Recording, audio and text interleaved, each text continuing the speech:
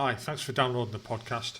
This is like a prequel to all the others. Probably should have done this one first, and just to introduce myself. So this is me talking about me. I hope you enjoy it. We do have more content coming soon, and I'll let you know when they arrive.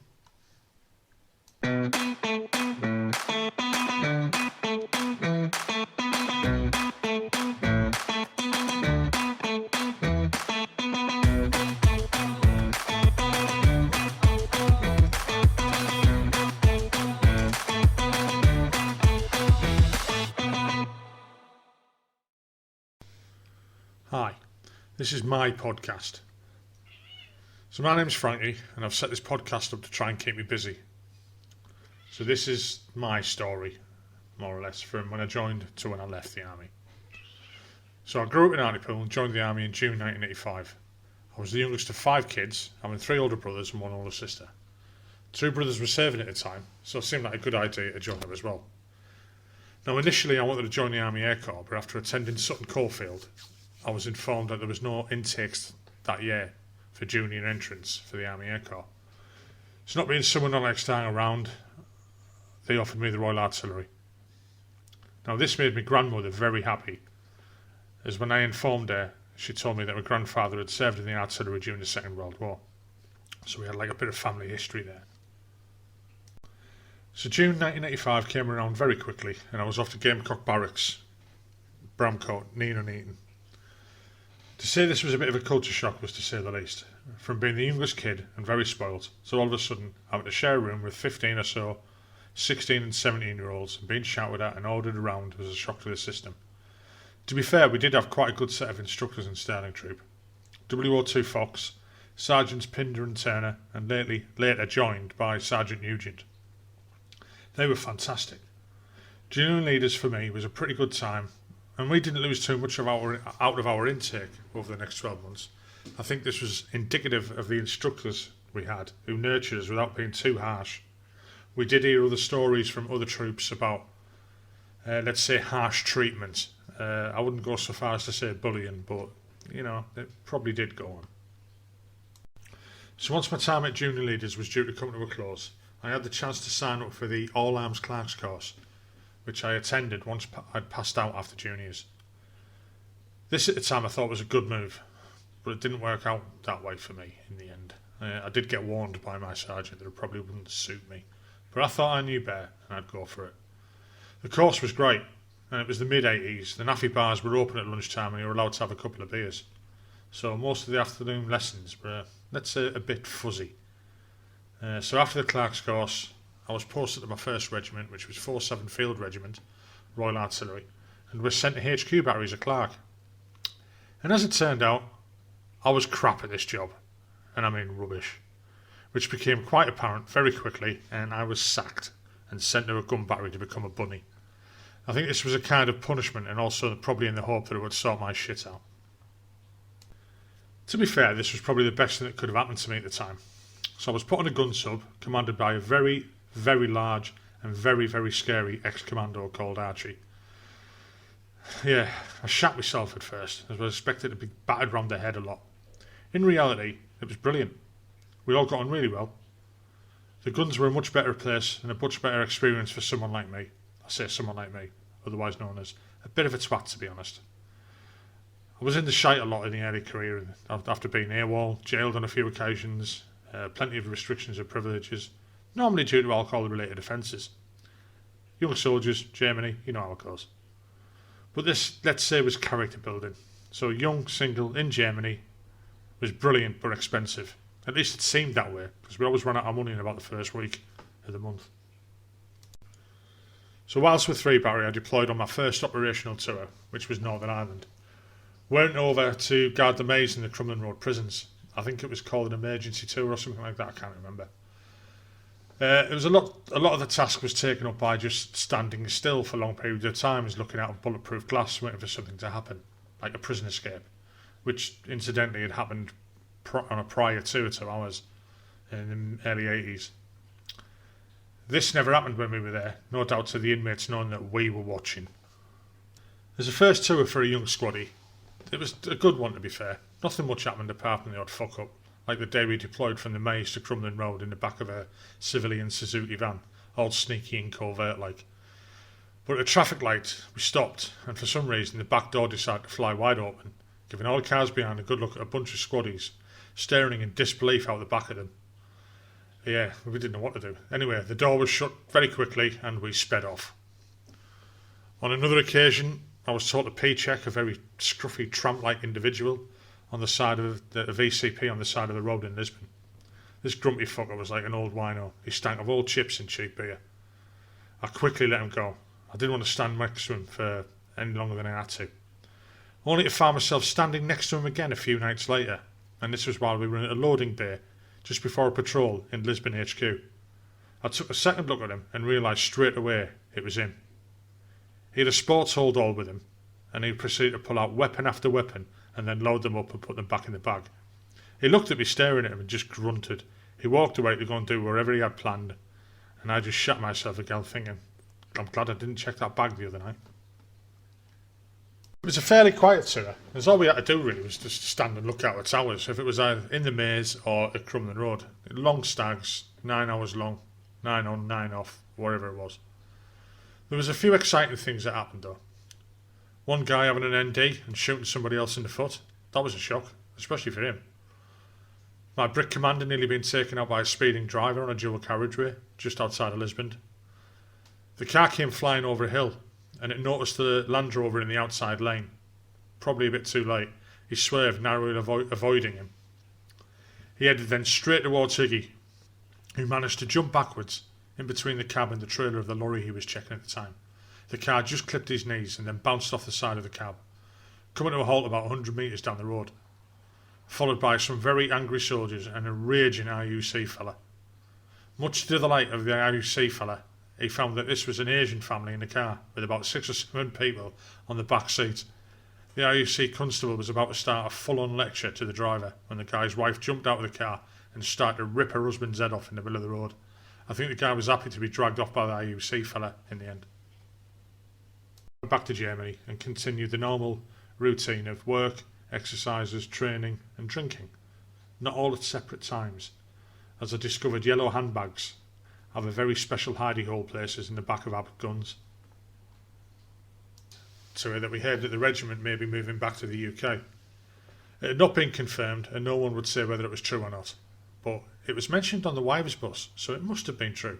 Lo and behold, it was. So we found ourselves swapping with 2 6 regiments. They went to Gutterslow, we moved to Thorney Island. I went AWOL. This time it was for a fair bit longer than 2 weeks, so after 7 months or so, they found me. Well, the police did. I was walking down a railway line because I was lost, and I knew if I'd followed the railway line, it'd take me around the back of the flat where I was staying at the time. Military training. So then it was to a court-martial, and then to stay at MCTC for a few months. Lots of bastings and retrainings. It was at this time that I became a father. I was actually in jail when my daughter was born. They wouldn't let me out. After the MCTC, I returned to the regiment a lot slimmer, fitter than I was previously. So soon after my return to the regiment, after my, let's say, extended leave, if you want to call it that, we found that we were going to be deploying to the Gulf in January 91 as BCRs, or Battle Casualty Replacements. Lovely name. Arriving in Camp Blackadder in Saudi, near Jubail I think it was, I'm not sure. It was a massive tented city in the middle of the desert. We hung around there for a while, diving in and out of trenches every time we heard the scud alarms going off. That was until we sussed at the Yank camp, which is next door. The alarms went off before ours, and usually got the all clear before ours even went off. So once we twigged that, it was less jumping in and out of trenches. It was during this time that I had my first injury courtesy of the army. Not had many, but I've had a few. So I'd been one of the guys who'd been chosen to deploy early and go and join 40 Field Regiment as extra personnel. But while loading our Bergens and baggage onto the roof of an old American-style school bus, the railings, which had my legs wrapped around, decided to snap, and I fell off, landing on my elbow, fracturing it in the process. That hurt. That hurt a lot. That really hurt. After being taken to the local field hospital and been told there's not a lot we can do about that, here's a sling and some painkillers, 2 weeks light duties, you'll be alright, I was sent back to Camp Blackadder. Now, just before I'd left the tent to deploy with 40 Field, the rest of the battery had gone on a range day to do zero the weapons. So I left a note pinned to one of the poles in the tent saying, "To right to the lads, as you do," but I'd signed off with saying, "I've got a cunning plan." Now, seeing as we were in Camp Blackadder, I thought this would be funny. But now this time, when I walked back into the tent, I was met with some very strange looks and a lot of piss taking. Yeah, especially in the night time, as I had to sleep in a CAS bag because my arm was so bad that I couldn't put my respirator on. And every time we had the Scud missiles, we had to get, done up in full NBC suit. I was even pulled away one side by one of the officers a couple of days later and asked if I'd jumped off the bus in purpose due to the closing statement on the said note. No sir, I didn't. So we spent a lot of time at Camp Blackadder waiting to deploy, or where people would get picked off and sent places and stuff like that. A lot of training, medical training, NBC, lots and lots of NBC training. Then we got deployed, that was right, we got deployed up into a forward operating base to wait for some spare guns to arrive, and then we were going to man these guns and then deploy as extra artillery. It was at this time that the battery was told that they would be doing a completely different role. I think the BC volunteered us for it at the time. So half the battery was going to go back to Saudi and guard some buildings, I think in Riyadh, and the rest of us were going off to Kuwait City to guard the British Embassy.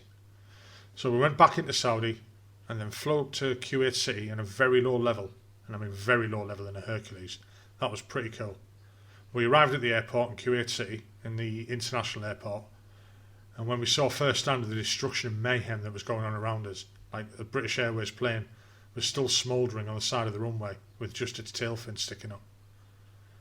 We then ran off the back of the Herc, and there was two Chinooks waiting for us. We literally ran off the Herc and into the Chinooks. They took off with top cover and flew us low level across the city, and we landed just outside the embassy in a clearing. Now, the embassy had been cleared by ad hoc special forces the night previously, and they were still in there waiting. When we landed outside the embassy, we ran out the back, and there was like loads of press there, the world's TV cameras and everything. It was a very uplifting and proud moment for a young soldier, where I was soon brought down to earth with a bang, because after running across this open car park, thinking I'm the bee's knees, I ran headfirst straight into a very large US Navy SEAL fella who looked down at me and in no uncertain terms said, "Get the fuck out of the way and get inside the compound now." Returned from the Gulf back to Thorney Island. We went about our usual routine of training, work, exercises and drinking. A lot less drinking than in Germany due to the cost. The regiment was informed that we were then to re-roll to an air defence regiment, and that all those gun bunnies and signals and stuff like that would be sent to different regiments. A number of us were sent to 3rd Regiment Royal Horse Artillery in Colchester, so I was back to Collie again, not long after I'd got out. When we arrived at the regiment, they were deployed in Ireland, and apparently no posting orders had turned up, so they weren't aware that we were there. So a lot of hanging around in the NAFI until this was all sorted, and then we dispatched to different subunits, mine being J Series A Battery. The rear party was boring, as they normally are, but on the regiment's return, I met the rest of the battery, and we got on well. I was no longer on the guns by now, after completing a basic and advanced signallers course. I was placed in the SIG store, which I loved working with the SIG store. We then moved to Topcliffe, swapping with 19 Regiment. They went to Colchester, we went to Topcliffe.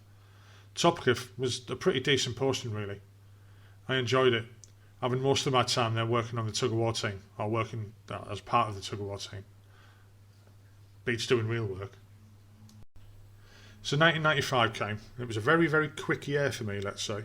So it started off with me doing my junior cadre on my Lance Jacks course in Cyprus at the beginning of the year. And then we came back from that and we deployed to Jamaica on exercise for about 6 or 7 weeks. I can't remember how long it was.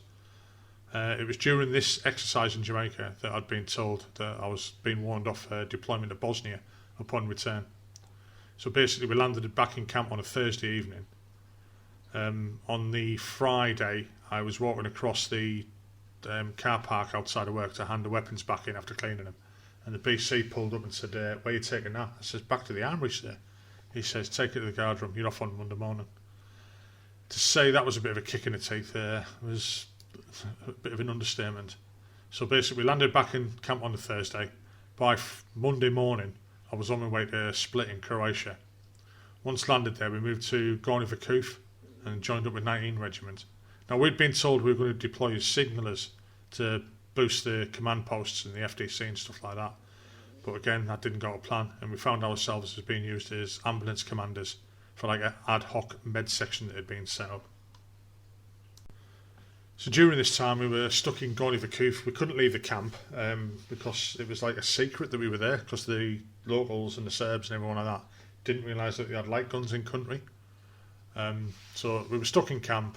For the med section lot, we were just basically doing lots of medical training.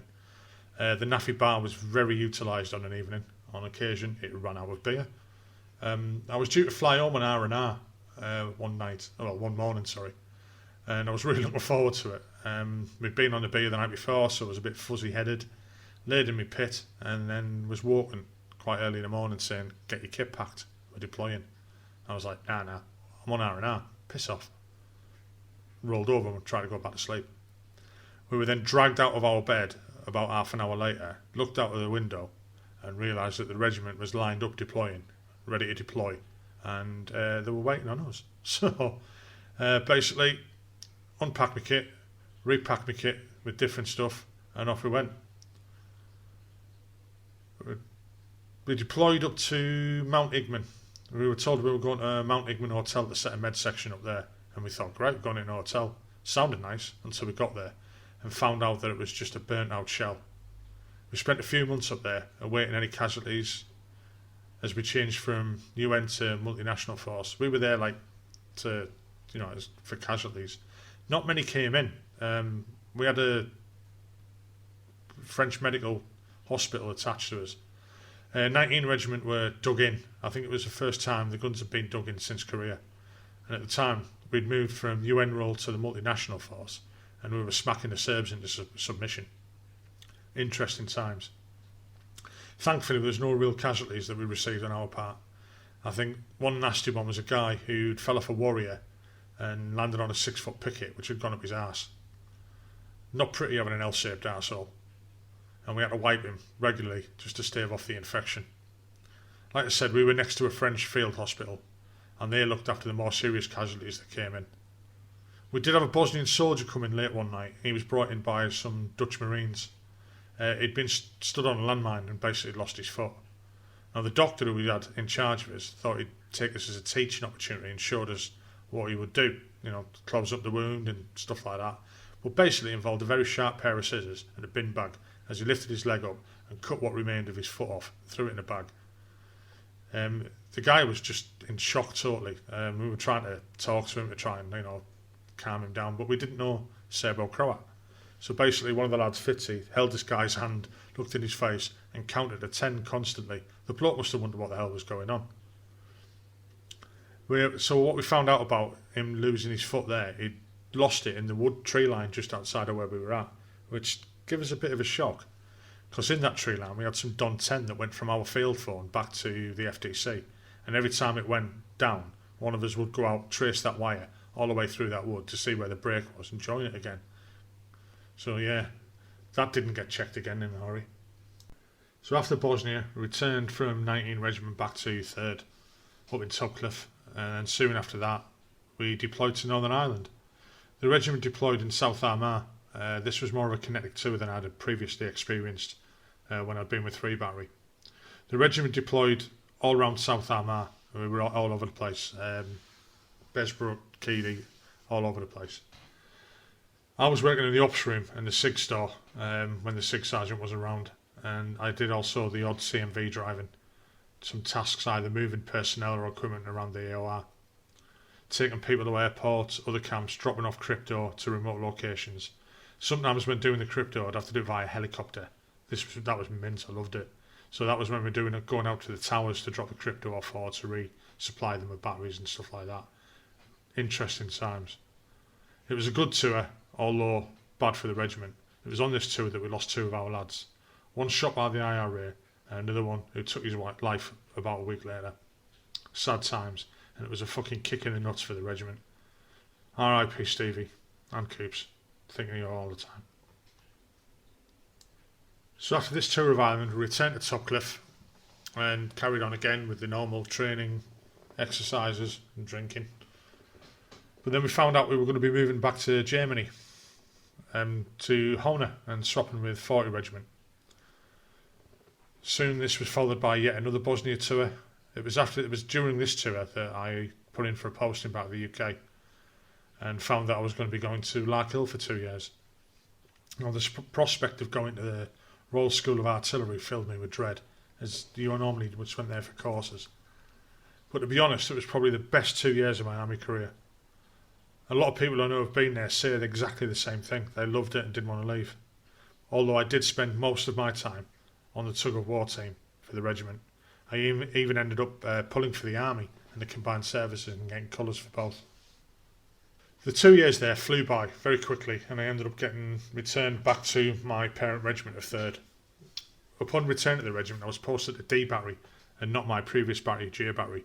I wasn't very happy about this, and to say I was pissed off is an understatement.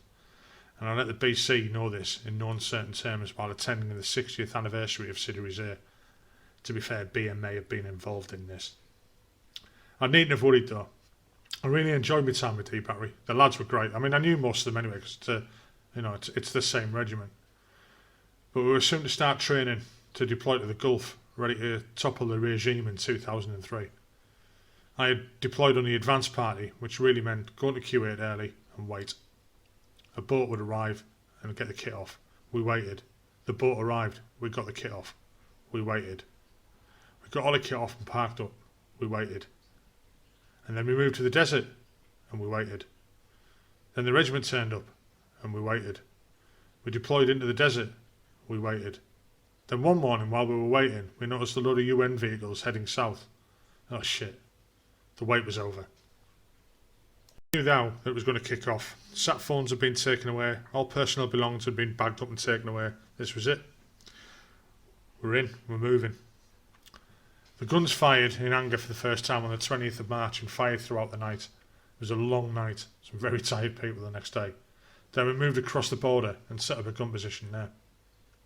I then moved forward with the battery recce to set up survey points for the guns. 3 of us on a crew. Bert in charge, Fitzy driving most of the time, and me.